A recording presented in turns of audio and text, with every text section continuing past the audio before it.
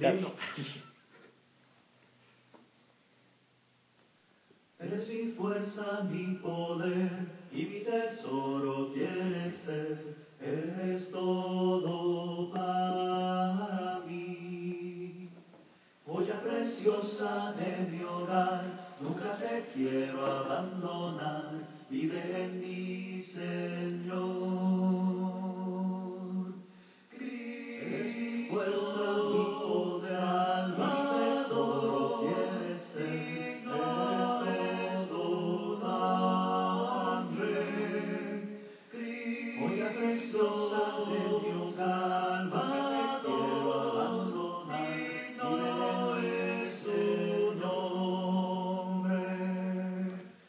Hola, muy buenas noches, tengan todos ustedes bienvenidos a La Defensa por el camino de verdad.com. Una vez más, gracias por presenciar este programa en televisión, por internet, en vivo. Y en esta noche, una vez más, vamos a tener a nuestro hermano Willy Alvarenga y a nuestro hermano Jesse Martínez, que ya están listos para esta serie de preguntas y respuestas. Les invitamos para que ustedes vengan y puedan poner sus preguntas, incluso aquí en la caja de chat de La Defensa, y van a ser contestadas al aire. Obviamente, si son muchas, vamos a tener que pasarlas para otro día, pero todo lo que pueda ser posible en este día, vamos a contestarlo en esta hora, ¿verdad? Antes de comenzar, pues solamente queremos invitarles para que ustedes naveguen por la página de internet del Camino de Verdad, donde ustedes puedan encontrar artículos, encontrar sermones, video, predicaciones de video, conferencias en video también, en audio de igual forma, en PowerPoint, también artículos de hermanos de otras congregaciones de la Iglesia de Cristo. Así que naveguen por ella, pueden ustedes edificarse grandemente. Les recomendamos sobre todo la biblioteca digital, por cortesía del hermano Willy Alvarenga, que ustedes la pueden encontrar en la parte derecha de la página de internet, a un costado de la parte derecha, a la mitad. Ustedes van a ver ahí el enlace de la biblioteca digital del hermano Willy Alvarenga, y tiene, una vez más, artículos, sermones, comentarios que le han servido a él para su estudio y su desarrollo de sermones. Así que gracias al hermano por compartir esto con nosotros. Y ahora vamos a entrar al tema del día de hoy. Son preguntas y respuestas. Y hermano Jesse Martínez, hermano Willy Alvarenga, bienvenidos. Muchas gracias, bienvenidos también a todos los que nos están viendo en esta ocasión. Bienvenidos y buenas tardes, y esperamos, como siempre, que lo que hemos de tratar en esta tarde sea de grande beneficio para usted. Recuerde que ese es el propósito de sus servidores, en este caso nuestro hermano Willy, su hermano Jesús Martínez, y confiamos en el Señor, ¿verdad? Que si hay alguna cosa que no le haya quedado en claro, ¿verdad? Se anime a hacérnoslo saber, preguntándonos o escribiéndonos, haciendo alguna pregunta para buscar, ¿verdad? Corregir si hay algún error. Y si no, ¿verdad? Pregúntenos cosas, algunos temas que usted pueda tener en mente. Le seguiremos animando, ¿verdad? En gran manera que por favor considere algunas preguntas que pueda tener. Esto es, ¿verdad? Para que también usted pueda tener la participación en este programa que principió con ese propósito de beneficiar al pueblo de Dios. Y obviamente tratar con temas que conciernen, ¿verdad? No solamente a la palabra de Dios, pero que obviamente también se relaciona con aquellas dudas que pueda tener usted. Así es que le invitamos a que se anime y nos escriba allí al Camino de Verdad, o a alguna de las correos electrónicos que aparecen de nuestro hermano Willy, ¿verdad? Que es Buscando al Perdido, ¿verdad? Y también, ¿verdad? Iglesia de Cristo yahoo.com. ¿Ok? Y en esta tarde estaremos tratando, con permiso de mi hermano, estaremos tratando algunas preguntas, las cuales se relacionan con una doctrina que se ha levantado, si ustedes recuerdan, hace ya aproximadamente, si no me equivoco, 3 semanas o ya casi el mes. Nosotros tratamos con uno de estos puntos en cuanto al rapto.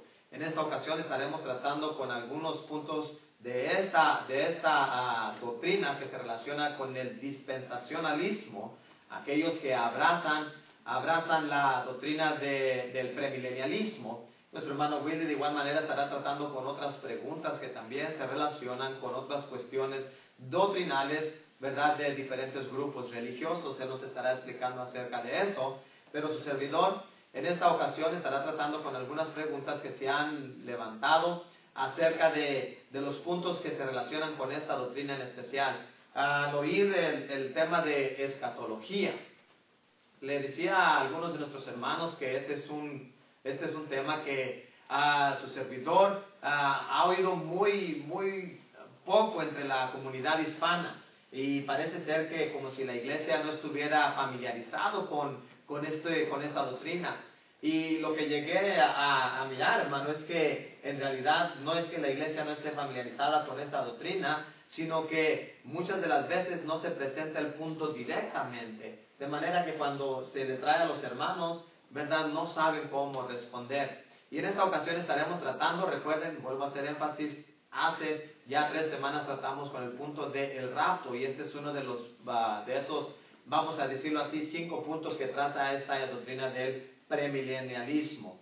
Y el siguiente punto, ¿verdad?, que estaremos mirando, decía, ¿qué dice la Biblia acerca del anticristo? ¿Qué dice la Biblia acerca del anticristo? Bueno, nuevamente, este es otro de los puntos que nosotros encontramos entre esta falsa doctrina, los cuales, ¿verdad?, es abrazada por diferentes denominaciones. Mayoría de ellos, en cierta manera, lo abrazan tomando algunas diferencias en cuanto a la conclusión, ¿verdad?, de lo que va a ser el día final. Pero esta doctrina trata con lo que se relaciona a los fines del tiempo, ¿verdad? Y déjenme les digo algo rápidamente. Esta doctrina empieza con el... ay, disculpen. Tenemos un tiempo bien limitado y tenemos que ser precisos en lo que estamos tratando de contestar. Esta doctrina se relaciona con el error desde el principio, que se llegó a creer que Cristo falló en el establecimiento de su reino. Y obviamente desde allí se desprendieron todas estas ideas o estos 5 puntos. ¿Quién es el anticristo? Rápidamente, déjenme les digo. El anticristo, el premilenialista, asiste, ¿verdad?, a diferentes pasajes, tales como Daniel capítulo 9, versículos 24 al 27, lo cual obviamente por causa del tiempo no podemos tratar en detalle con él, pero acuden también, ¿verdad?, a Apocalipsis de igual manera, tratando con el versículo capítulo 13, y usan este tipo de capítulos o de escritura para tratar de un tema que ni siquiera se menciona en dichos versículos. Déjeme le digo, cuando usted y yo vamos al Nuevo Testamento, nosotros encontramos allí en las Escrituras que la Biblia nos habla solamente de el anticristo, específicamente 2 epístolas del apóstol Juan. Y allí en esas epístolas encontramos mencionar ese término o esa palabra 5 veces. Noten esto es algo que usted y yo debemos de tener en mente. Si vamos a hablar de un tema, no podemos hablar de él y ir a otro donde ni siquiera se menciona. Cuando se habla del anticristo, déjeme le menciono rápidamente lo que dice allí el apóstol Juan en su primera carta en el capítulo 2 y el versículo 18, donde encontramos el término 2 veces aplicado. Noten, dice, hijos, ya es el último tiempo y según vosotros oísteis que el anticristo viene. Así ahora han surgido muchos anticristos. Luego lo vuelve a repetir en el versículo 22. ¿Quién es el mentiroso? Sino el que niega que Jesús es el Cristo. Este es el anticristo, el que niega al Padre y al Hijo. Noten el capítulo 4 y el versículo 3. Al final del versículo 3 dice, no es de Dios, este es el espíritu del anticristo, el cual vosotros habéis oído que viene y que ahora ya está en el mundo. Luego pasamos a la segunda epístola. En el versículo 7 vuelve a mencionar, porque muchos engañadores han salido por el mundo que no confiesan a Jesucristo que ha venido en carne. Quien hace esto es el engañador y el anticristo. Ahora, note esto, no lo va a encontrar en ningún otro lado la palabra anticristo. Anticristo quiere decir todo aquel o aquello que es en contra de Cristo. Si se nota, en cuanto a esta doctrina del anticristo, encontramos algunos puntos débiles de esta doctrina. Ok, note, primeramente, encontramos que este es mencionado 5 veces en la Biblia entera y solamente lo encontramos en 2 epístolas, y esto es en el Nuevo Testamento. 2, encontramos allí que este término se aplica no a un hombre, sino a muchos hombres. El premilenialista enseña que el anticristo es en un tiempo futuro y es aplicado a un solo hombre y que precisamente se va a levantar de Europa. El apóstol Pablo 3 nos dice que para ese tiempo de la infancia de la iglesia, el anticristo ya había salido. Y es que ahorita existen en el mundo anticristos, esto es, aquellos que están en contra de lo que es Cristo. Así es que debemos de prestar mucha atención en cuanto a lo que la Escritura tiene que decir en cuanto a estos puntos. Y le animo a que, nuevamente, si tiene alguna duda de esto, nos escriba nuevamente al correo que está en pantalla y con más precisión y más detalle le daremos respuesta en cuanto a este punto tan importante. Así es. Entonces, una vez más, haciendo un hincapié en lo que mencionaba nuestro hermano, examine las Escrituras con nosotros, lea estos pasajes, para que de esta manera usted pueda poner en práctica lo que dice Hechos 17:11. Escudriñar las Escrituras cada día para ver si estas cosas son así. Recuerden que debemos de examinarlo todo y retener lo bueno, como dice primera de Tesalonicenses 5 y versículo 21, especialmente cuando vemos primera de Juan 4:1, donde dice: amados, no creáis a todo espíritu, sino probad los espíritus si son de Dios, porque muchos falsos profetas han salido por el mundo. Así que esta doctrina, ¿verdad?, del anticristo, como mencionaba nuestro hermano, ¿verdad?, es interesante que ninguna vez aparece esa palabra en Apocalipsis, y todo lo que se menciona del anticristo sale de este libro de Apocalipsis. Así que le animamos a que siga estudiando un poquito más, y una vez más, si usted desea más información acerca de estas respuestas que le estamos dando, escríbanos a nuestros correos electrónicos o deje un mensaje ahí en la caja de chat del caminodeverdad.com, y así de esta manera podamos ayudarle, ¿verdad? La siguiente pregunta se encuentra en la epístola de Santiago, en el capítulo 5, versículos 14 al 15, y aquí la pregunta es: ¿pudiera explicar la acción de ungir con aceite por parte de los ancianos según la enseñanza de Santiago? Bueno, pues esta parte, una vez más, Santiago capítulo 5, del versículo 14 al 15, es donde encontramos esta frase de ungir con aceite en el nombre del Señor. Santiago, quien nos da varios consejos prácticos a través de estos 5 capítulos. Una vez más, la epístola de Santiago es conocido como el cristianismo práctico, dado que nos da varias enseñanzas prácticas para nosotros. Entonces, en el versículo 13 hace la pregunta: si está alguien, ¿verdad?, pues triste, pues haga oración; si está alegre, pues cante, ¿verdad?, al Señor. Y luego dice el 14: ¿está alguno enfermo entre vosotros? Dice: llame a los ancianos de la iglesia y oren por él, ungiéndole con aceite en el nombre del Señor. Luego dice el 15: y la oración de fe salvará al enfermo, y el Señor lo levantará, y si hubiere cometido pecados, le serán perdonados. Hay varias cosas que debemos de tener en cuenta cuando hablamos de esto, de la unción con aceite. En aquel tiempo, en el primer siglo, el ungir con aceite se usaba para diferentes propósitos. Por ejemplo, en Lucas capítulo 10, verso 34, cuando leemos, no sé si te acuerdas, Jesse, allá del buen samaritano, cómo ayudó a este gentil y ungió sus heridas con aceite. Entonces podemos ver, ¿verdad?, que se utiliza desde un punto de vista medicinal. Luego también cuando vemos allá en Marcos capítulo 6 y versículo 13, vemos cómo los apóstoles estaban llevando a cabo sanidades por la autoridad que Cristo les había dado a ellos. Y bueno, cuando ellos estaban sanando a enfermos, los sanaban de una manera milagrosa, pero también les ungían con aceite. Entonces podemos ver uno de los propósitos del ungir con aceite, dos propósitos. Número uno, de un punto de vista medicinal, y el otro es cuando está conectado con lo que son dones milagrosos. Ahora, la pregunta es: ¿tenían los ancianos en este contexto de Santiago capítulo 5, el verso 14, tenían ellos poderes milagrosos, dones de sanidad?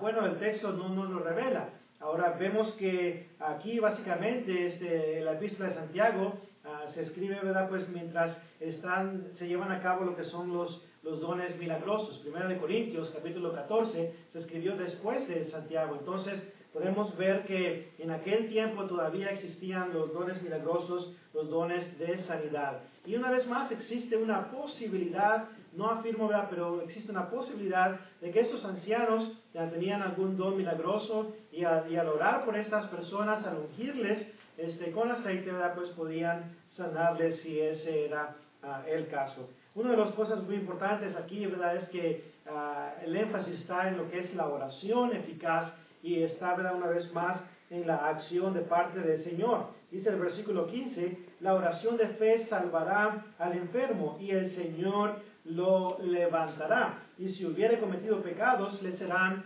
perdonados. Obviamente, en cuanto a este punto del perdón de los pecados, la segunda ley de perdón es la que se aplica en este caso. La primera ley de perdón es para aquellos que todavía no están en Cristo y obedecen el Evangelio y son sumergidos en las aguas del bautismo, según Hechos 2:38, para el perdón de sus pecados. La segunda ley de perdón es para los cristianos que han pecado y una vez más se arrepienten, según Hechos capítulo 8 y verso 22, y entonces el Señor les perdona. Entonces vemos aquí, ¿verdad?, que la acción de levantar al enfermo iba a ser llevada a cabo ¿verdad?, por el Señor. Entonces vemos aquí, ¿verdad?, cómo se conecta esto con lo que son, ¿verdad?, lo que es el ungir con aceite para lo que es un propósito medicinal, ¿verdad? Muy bien, rápidamente, ¿verdad? La segunda pregunta que se nos hace es, ¿qué dice la Biblia sobre la doctrina de la gran tribulación? Recuerden, las preguntas que estamos tratando conciernen, ¿verdad?, a esta doctrina que abraza el premilenialista. Luego tratamos entonces con la gran tribulación. ¿Qué dice la Biblia acerca de la gran tribulación? ¿Existirá en verdad o vendrá un tiempo cuando va a haber esta fuerte tribulación donde aquellos que negaron a Cristo por primera vez recibirán una segunda oportunidad? Note esto, una segunda oportunidad, algo que la Biblia no enseña. La Biblia no enseña de una segunda oportunidad. Cristo vino como Salvador, ¿verdad? Mateo capítulo 1 y el versículo 21. Y llamará su nombre Jesús y Él salvará a su pueblo de sus pecados. Recuerden, Él es el que vino a nosotros. Efesios capítulo 2 y el versículo 1 nos dice, y a nosotros estando muertos en nuestros delitos y pecados nos dio vida. Así es que entendamos eso, ¿bien? Miramos allí en Mateo capítulo 24, podríamos leer desde el versículo 15 hasta el versículo 21, pero quiero que notemos el versículo 21 donde se hace mención de esta frase.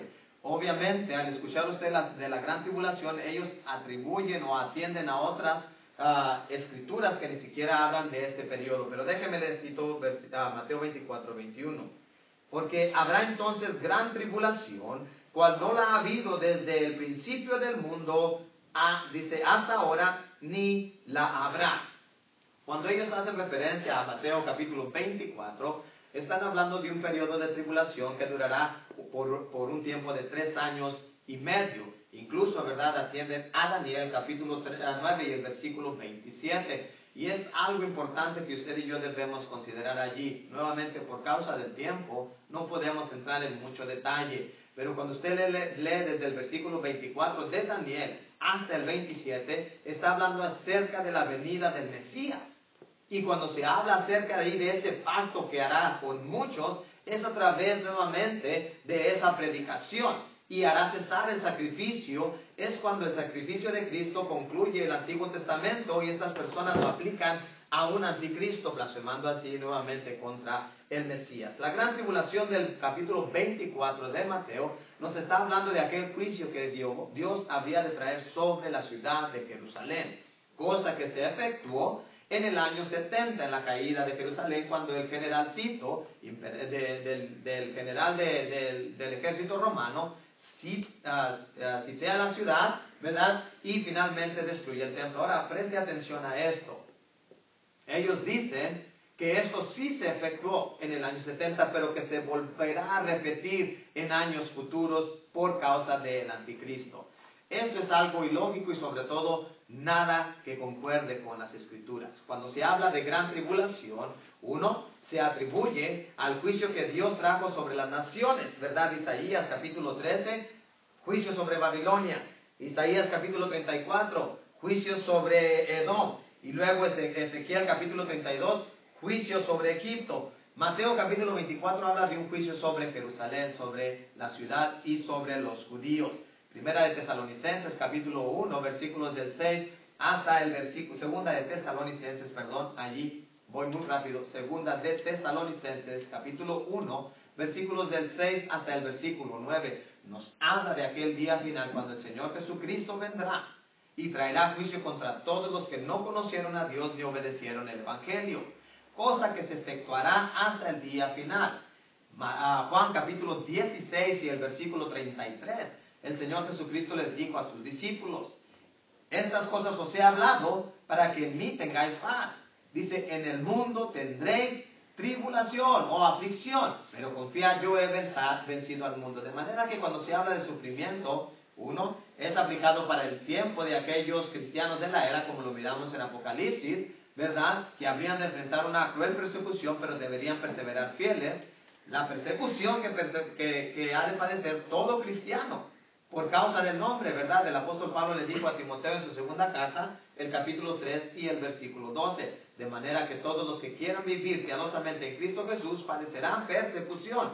Y 3, la final persecución, esto es, cuando Cristo venga, juicio, dijo el apóstol Pablo a Timoteo, ¿verdad? Allí en su segunda carta, en el capítulo 4 y el versículo 1, te encarezco delante de Dios y del Señor Jesucristo, que juzgará a vivos y muertos en su manifestación y en su reino. Es cuando todos daremos cuenta delante a Dios por lo que hayamos hecho mientras estábamos en esta tierra. La Biblia no habla de una gran tribulación. Los premilenialistas buscan hacer una mala aplicación de estos pasajes y sacan otros fuera de contexto. Así es. Es interesante ahí en Apocalipsis 1:9, como dice, ¿verdad?, el apóstol Juan, que era dice el texto: yo, Juan, vuestro hermano y copartícipe vuestro en la tribulación y en el reino. Así es. Entonces, y Apocalipsis se escribe aproximadamente 95 después de Cristo. Entonces, no hay tal cosa como una gran tribulación hacia el futuro. Ya los cristianos del primer siglo estaban viviendo, ¿verdad?, esa tribulación por causa de ser cristianos, como lo mencionabas en 2 Timoteo 3, versículo 12. Así que le animamos a que por favor sea humilde con la palabra de Dios y acepte lo que el Nuevo Testamento, ¿verdad?, o la palabra de Dios nos enseña. La siguiente pregunta tiene que ver con una doctrina que hoy en día se abraza en algunos grupos religiosos. Y la pregunta es: ¿tuvo María, la madre de Jesús, más hijos? Bueno, si tiene su Biblia, le pido que me acompañe allá al Evangelio según Mateo. Vamos a ir al capítulo 12 para ver qué es lo que nuestro Dios nos dice al respecto en cuanto a esta pregunta. ¿Tuvo María, la madre de Jesús, más hijos?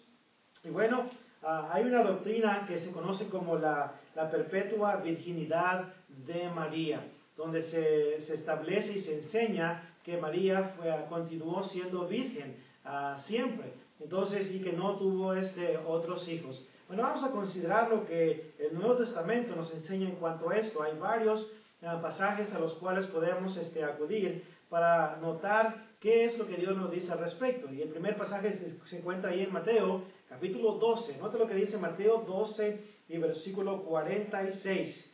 Dice el texto: mientras él aún hablaba a la gente, he aquí su madre y sus hermanos estaban afuera y le querían hablar. Note, sus hermanos estaban afuera y le querían hablar. Vemos una vez más cómo el texto está hablando acerca de los hermanos de Jesús. Y eso no es todo. La Biblia también nos enseña que no solamente tuvo hermanos Jesús, sino también hermanas. Note lo que dice Mateo capítulo 13.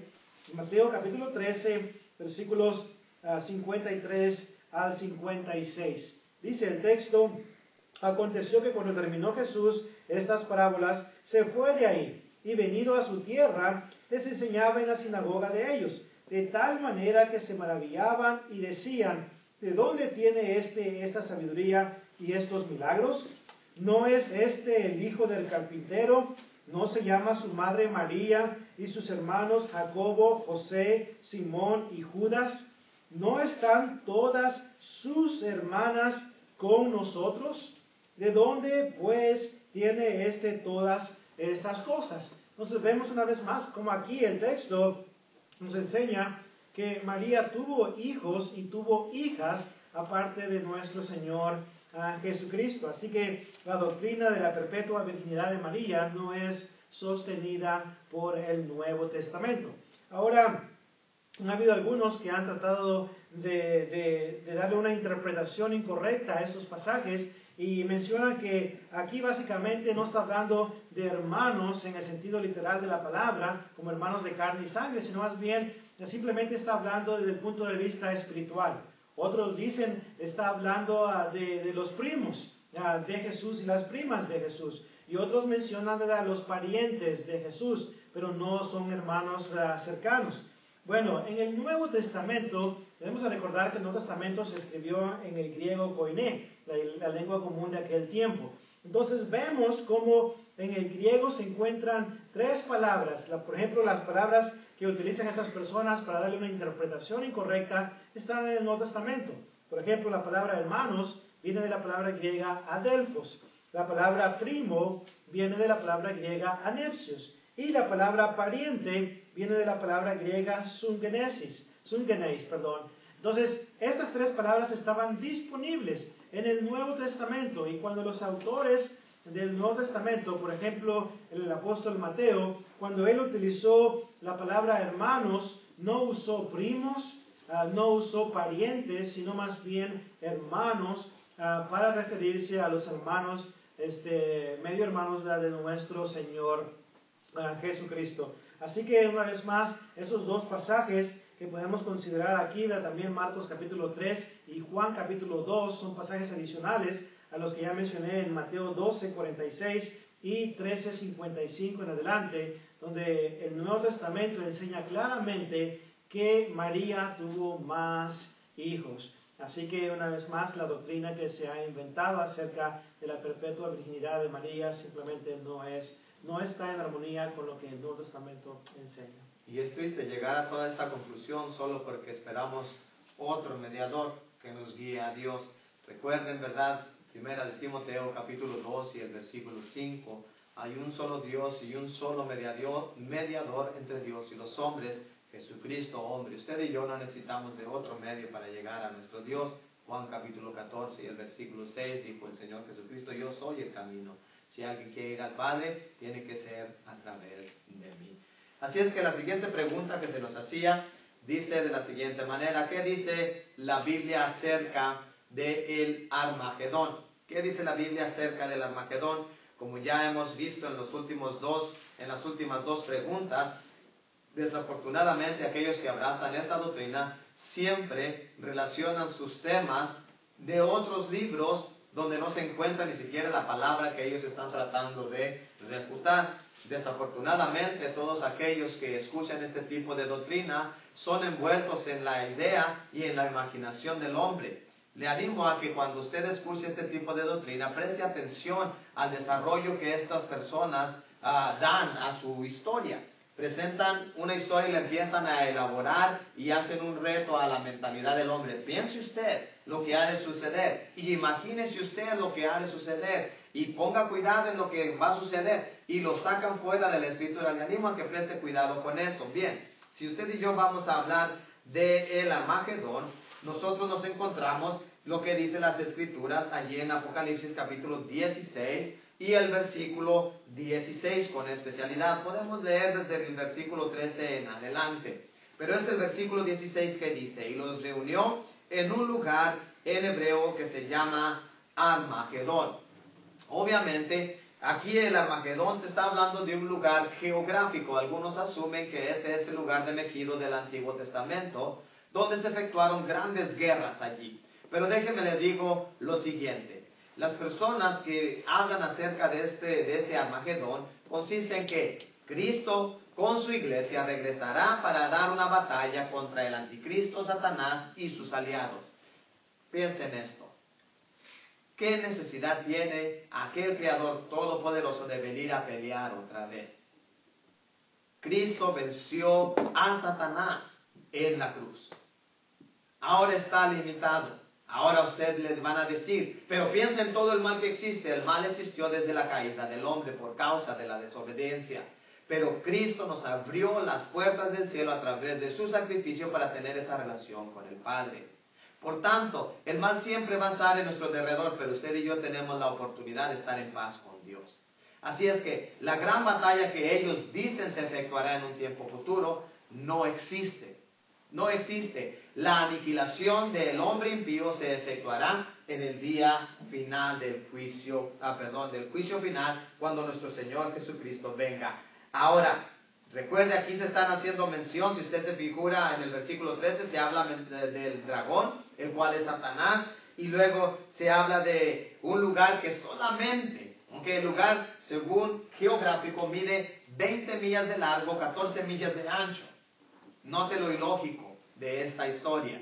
Ellos dicen que aquí se efectuará la gran batalla del Armagedón, donde Cristo descenderá con millares y millares de ángeles con los santos y harán guerra contra Satanás, el anticristo y sus aliados. Pues solamente, noten esto, 400 o 200 millones, ¿ok?, del ejército chino, ¿ok?, va a ser sin contar Rusia y todos sus aliados. Todos estos se efectuará allí. Piensen eso, el lugar limitado. Y toda esta gran multitud de gente haciendo guerra contra el Creador y único Dios. Obviamente es imposible, cosa que no existe. Lo que va a existir al día final, el apóstol Pedro les describe en su segunda carta en el capítulo 3, ¿verdad? Leyendo desde el versículo 9 hasta el versículo 10, allí está hablando. Recuerden los versículos anteriores, el apóstol Pedro dice, muchos dicen, ¿verdad?, ¿dónde está su advenimiento? Pues las cosas permanecen de la misma manera que han sido desde que fueron creadas. Pero dice el apóstol Pedro, hermanos, no ignoréis que para el Señor un día es como 1000 años y 1000 años como un día. Pero la venida del Señor vendrá y noten, dice, pero otra vez, Él es paciente para con nosotros, el versículo 9, esperando que ninguno perezca, sino que todos procedamos al arrepentimiento. Lea del versículo 10 en adelante y se va a dar cuenta de lo que va a suceder con esta tierra. Va a ser destruida, va a ser aniquilado todo aquel nuevamente que se rebele en contra de la voluntad de Dios. La guerra final que Dios efectuará, Dios no necesita pelear. Recuerde, el Señor vendrá como juez. Él no va a venir para aniquilar a nadie. El que va a morir va a ser por causa de su desobediencia al Evangelio. Es interesante, Jesse, como mencionabas, una tan sola vez aparece esa palabra en Apocalipsis y tantos libros y películas han salido de todo ello. Ahora, muchas de esas personas toman el libro de Apocalipsis literal. Bueno, si es el caso de que es literal, entonces esta batalla va a ser dirigida por ranas, según el contexto. Entonces, lo absurdo, ¿verdad?, de este asunto que estamos discutiendo. Pero eso es simbólico. Exactamente. Entonces, una vez más, la gente necesita ver esto y darse cuenta para que no sea engañado. Mirad que nadie os engañe por medio de filosofías y huecas sutilezas, dice Colosenses capítulo 2 y versículo 8. La siguiente pregunta tiene que ver con lo siguiente. ¿Qué dice la Biblia sobre el Papa? Bueno, esos son los temas muy populares en estos tiempos, así que muchos han estado hablando, especialmente en estos días, en que han establecido, ¿verdad?, pues, a un nuevo Papa. Bueno, estudiaba un poquito acerca de esto, en cuanto a quién es el Papa, y observaba en diferentes diccionarios seculares y religiosos, en cuanto a lo que se dice sobre esta persona. Y es interesante lo que descubrí. Según varios diccionarios, el Papa, número 1, es la máxima autoridad en la Iglesia. Número 2, es el padre de la cristiandad. Número 3, es el vicario de Cristo. Número 4, es la cabeza de la Iglesia. Número 5, es el sucesor de Pedro. Y número 6, es infalible, no comete errores. Es interesante cuando observaba lo que la palabra vicario significa. Note, persona que sustituye a otra en sus funciones o la ayuda, teniendo el mismo poder y las mismas facultades.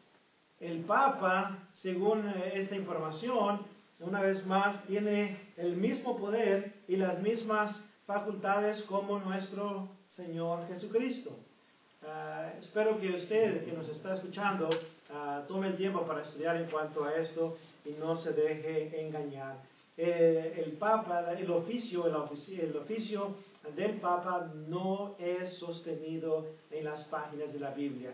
Y es triste, me da mucha tristeza Cuando hemos hablado con personas acerca de esos temas, la gente está tan engañada y tan aferrada a esta doctrina que han llegado hasta el punto de decir, aunque la Biblia lo diga, no lo voy a creer. Y eso es pero muy triste. La Biblia nos va a juzgar un día. Si el Papa es el sucesor de Pedro, eso implica que Pedro fue el primer Papa. Entonces, ahora la Biblia dice en Marcos capítulo 1 que Pedro fue casado, tuvo una suegra. Número 2, si Pedro fue el primer Papa, entonces fue infalible, no cometió errores. Bueno, dice la Escritura en Gálatas capítulo 2, versículos 11 en adelante, que el apóstol Pablo resistió al apóstol Pedro cara a cara porque era de condenar. ¿Quién va a resistir al Papa hoy en día? Cara a cara. Una vez más, no encaja con la enseñanza del Nuevo Testamento. El apóstol Pablo enfatizó claramente que Cristo tiene toda la autoridad. Dice la Escritura en Efesios capítulo 1, 22 y 23, que Dios sometió todas las cosas bajo los pies de Cristo y lo dio por cabeza sobre todas las cosas a la iglesia, la cual es su cuerpo. La iglesia es el cuerpo de Cristo. Cristo es la cabeza. Entonces, no el apóstol Pedro, no el Papa hoy en día. Toda la autoridad la tiene Cristo. Él mismo dijo en Mateo 28 y versículo 18, y se acercó y les habló diciendo, toda potestad me es dada en el cielo y en la tierra. Así que Cristo es la cabeza de la iglesia, Colosenses 1:18, Él tiene toda la autoridad, Mateo 28:18, Él es infalible, sin pecado. Primera de Juan capítulo 3 y versículo 5, Hebreos capítulo 4 y versículo 16, Segunda de Corintios 5:21 y muchos pasajes más. Cristo en cierta ocasión dijo en Juan 8:46, ¿quién de vosotros me redarguye de pecado? Una vez más, Cristo es la máxima autoridad en la iglesia, no el Papa. Así que yo espero que ustedes puedan ser honestos y humildes con lo que la palabra de Dios enseña y una vez más sigan lo que dice aquí en las Escrituras y no las doctrinas de hombres. Así es, y recuerde, obviamente, el que lo puede guiar hacia el cielo, ¿verdad? Así ya menciona hace un momento, Juan capítulo 14, versículo 6, es el Señor Jesucristo. Y cuando miramos, ¿verdad? En 1 de Timoteo capítulo 3, en Tito capítulo 1, versículos del 5 en adelante, nos da allí una enseñanza bien importante, donde no es un hombre que gobierna la iglesia. Cristo es la cabeza, Efesios capítulo 1, 22 y 23, pero ahí tiene la iglesia un gobierno, esto es, varios hombres componen, ¿verdad?, ese ancianato, ese obispado para gobernar sobre una congregación y no sobre varias. Eso es de suma importancia. Bien, miramos allí en la última pregunta que tenemos. Decía, ¿qué dice la Biblia sobre el milenio? Obviamente, esta doctrina se desarrolla a través, ¿verdad?, desde el principio, como mencioné, Cristo falló o fracasó en establecer su reino en su primer venida y por tanto Él tiene que venir ahora después de que ha levantado a su iglesia, los ha transformado, los ha juzgado y los vuelve a traer para venir aquí a la tierra y morar por 1000 años. Para vencer, obviamente, ¿verdad?, en la guerra del Armagedón a todos los enemigos de Dios y establecer un reino por 1000 años. Obviamente, esa idea la toman no solamente de Apocalipsis, por causa del tiempo no podemos usar más escrituras, pero en Apocalipsis capítulo 20, versículos 4 y el versículo 2 nos dice o menciona la frase 1000 años, ¿verdad?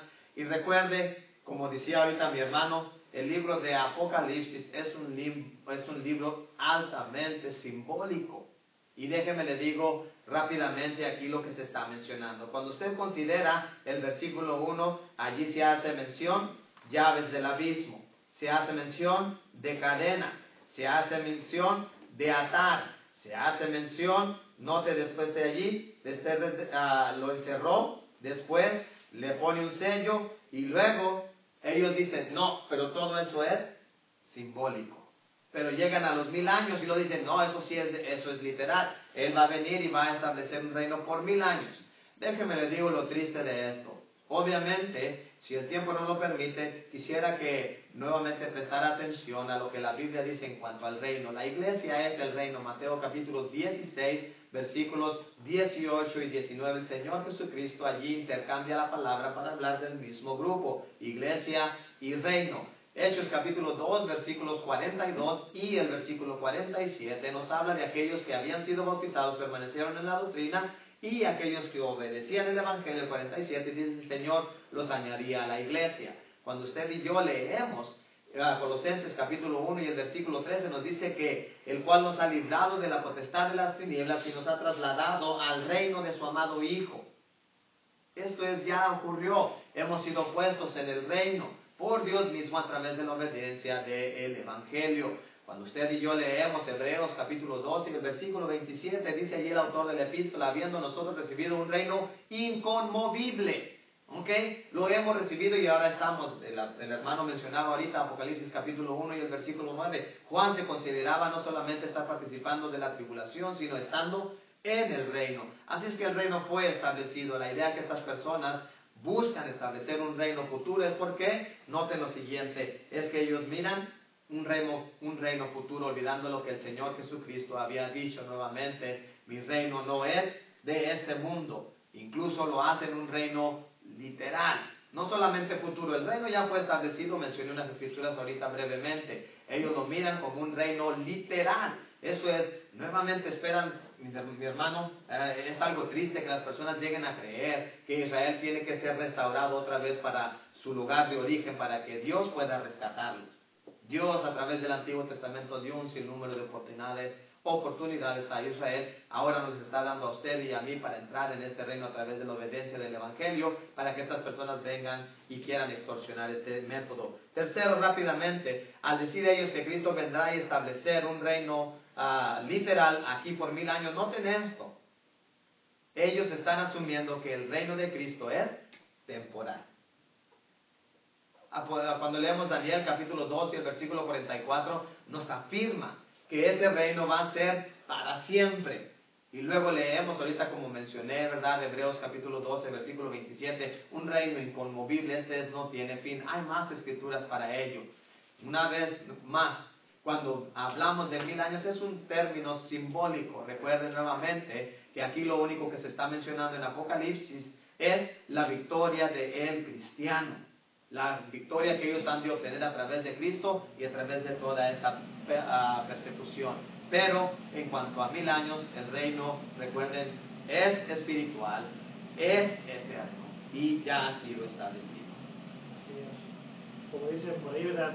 Necesitaría ayuda para no entender lo que la Biblia fácilmente, ¿verdad?, nos enseña. Y bueno, pues la última pregunta que tenemos para esta noche. Así que esperamos que lo que hemos estado estudiando por estos minutos haya sido de mucho beneficio para cada uno de ustedes. Y esta última pregunta tiene que ver con el bautismo de bebés. Es una de las prácticas comunes hoy en día en grupos religiosos donde bautizan a los bebés. Una de las razones cuando le preguntamos a estas personas por qué llevan a cabo esta acción, dicen ellos, es porque los bebés heredan el pecado de Adán. Entonces ellos básicamente, estas criaturas inocentes, nacen con pecado. Entonces tienen que ser bautizadas, rociadas con agua, para que de esta manera pues puedan ser bendecidos por nuestro Dios. Bueno, vamos a hablar un poquito primeramente en cuanto a esto de heredar el pecado de Adán. La Biblia enseña claramente que el pecado no se puede heredar. Por ejemplo, en el Antiguo Testamento tenemos un pasaje clave en Ezequiel capítulo 18 y versículo 20. Note lo que dice Ezequiel 18, 20. El alma que pecare, esa morirá. El hijo no llevará el pecado del padre, ni el padre llevará el pecado del hijo. La justicia del justo será sobre él, y la impiedad del impío será sobre él. Note, el alma que pecare, esa morirá. Mi pregunta es, ¿cómo puede un bebé pecar? Dice la Escritura en 1 de Juan 3, 4. 1 de Juan capítulo 3 y verso 4 nos dice lo que es el pecado. Dice la Escritura que el que practica el pecado, dice, infringe la ley, viola la ley, pues el pecado es infracción de la ley. La pregunta es, ¿puede un bebé infringir la ley de Dios? ¿Puede un bebé practicar el pecado? Y la respuesta es no. Dice también 1 de Juan 5:17, toda injusticia es pecado. ¿Cómo puede saber un bebé qué es justo y qué es injusto? Y es más, dice Deuteronomio, capítulo 1, note lo que dice el Antiguo Testamento, Deuteronomio, capítulo 1, y versículo 39, nos enseña un pasaje muy clave, muy importante, que debemos de considerar. Una vez más, Deuteronomio, capítulo 1, el verso 39 dice, y vuestros niños, de los cuales dijisteis que servirían de botín, y vuestros hijos, note, que no saben hoy lo bueno ni lo malo, ellos entrarán allá, y a ellos la daré, y ellos la heredarán. Note, los niños no saben distinguir entre lo bueno y lo malo. Entonces, ¿cómo pueden ser culpables de pecado? ¿Cómo podemos decir que estas criaturas inocentes que vienen a este mundo vienen con pecado, una vez más, y que han violado la ley de nuestro Dios, cuando el Nuevo Testamento enseña claramente que los bebés no pueden practicar el pecado? Esa es una doctrina, una vez más, que se ha enseñado a través de los años, y muchas personas han sido engañadas, muchas personas han sido convencidas de que es necesario bautizar a los bebés que nacen. Una vez más, si usted acaba de tener su bebé en este momento no tiene pecado, es una criatura inocente. Dice la Escritura en Mateo 19, de los tales es el reino de los cielos. Entonces, ¿cómo podemos decir que ellos van a heredar el pecado de alguien más? Simplemente ese no puede ser el caso. Es como si alguien es golpeado allá en la esquina, y luego en la otra esquina está usted, y la policía viene y se lo lleva a usted en vez de llevarse a aquellos que están allá. Usted obviamente se enojaría porque usted es inocente, usted no ha hecho nada malo, pero si la policía viene y lo agarra a usted, eso sería una acción injusta. Bueno, es injusto decir que los bebés que han nacido nacen con pecado, cuando la Biblia claramente aclara que simplemente no puede ser el caso. Una vez más, de los tales es el reino de los cielos. Así que le animo en el nombre del Señor a que, por favor, una vez más, examine las Escrituras, estudie y no deje que las personas le engañen con esas falsas doctrinas que hoy en día se enseñan alrededor del mundo. Sea honesto con la palabra de Dios. Recuerde, ella nos va a juzgar en aquel día. Juan capítulo 12, versículos 48 y 49. Así que espero una vez más que las respuestas que nuestro hermano Jesse y su servidor han compartido con ustedes en esta ocasión, una vez más puedan haber sido de grande beneficio para ustedes. Obviamente el tiempo es muy limitado para poder responder las preguntas. Es más, cada una de estas preguntas que hemos visto pudiéramos utilizar 45 minutos para una sola pregunta, pero queremos cubrir varias de estas para poder despertar ese interés en usted, y así de esta manera usted pueda escribirnos. Tenemos material que podemos hacerle disponible para que usted siga estudiando acerca de estos temas. Si una de las preguntas que se contestó acá, si usted no está de acuerdo con esa información que le hemos presentado, una vez más, contáctese con nosotros y con mucho gusto tomaremos el tiempo para considerar su pregunta, su inquietud, y le responderemos a la luz de las Sagradas Escrituras. Así que le agradecemos en gran manera que haya estado con nosotros. Muchas gracias a todos los que han tomado el tiempo para acompañarnos en esta ocasión, y pues esperamos en el Señor de que usted pueda hacer planes para la próxima ocasión. Le recordamos y le damos un anuncio nuevo en esta ocasión. El próximo programa se va a llevar a cabo mayo 7 y va a haber un cambio de horario. Así que el horario va a ser ahora a las 5 de la tarde, va a ser la transmisión en vivo. Pero probablemente usted diga, pero bueno, ya me cambiaron el horario, ¿verdad? Pues ya no voy a poder verlo a las 7. No se preocupe, no lo va a ver en vivo a las 7, pero el programa va a estar disponible en elcaminodeverdad.com, así que visite ese sitio web y ahí va a estar disponible el programa que se acaba de grabar hace 2 horas. a las 5 p.m., usted lo puede ver a las 6, lo puede ver a las 7, lo puede ver a las 8, las veces que usted desea. Así que pues esa es la bendición grande de tener este medio tecnológico donde se puede guardar ese programa para que esté disponible para muchos otros días. Así que gracias por acompañarnos en esta ocasión. No sé si tienes algunas palabras, Jesse. Damos muchas gracias a todos ustedes que nos acompañaron y que nos están viendo a través de este medio. Recuerden, ¿verdad? Incluso el tiempo no es desechado. Si usted nos escuchó en esta hora, qué bien, y le animamos a que haga lo que nuestro hermano acaba de mencionar. Vuelva a considerar los videos para que vuelva a escuchar las escrituras que están siendo mencionadas, las vuelva a examinar usted mismo, las vuelva a meditar, y si hay algo que usted tiene una pregunta, háganoslo saber. Nuevamente le animamos a que lo haga, y agradecemos mucho a nuestros hermanos y a aquellos que nos apoyan a través de este medio, ¿verdad? Viendo y de igual manera teniéndonos en sus oraciones. Muchas gracias.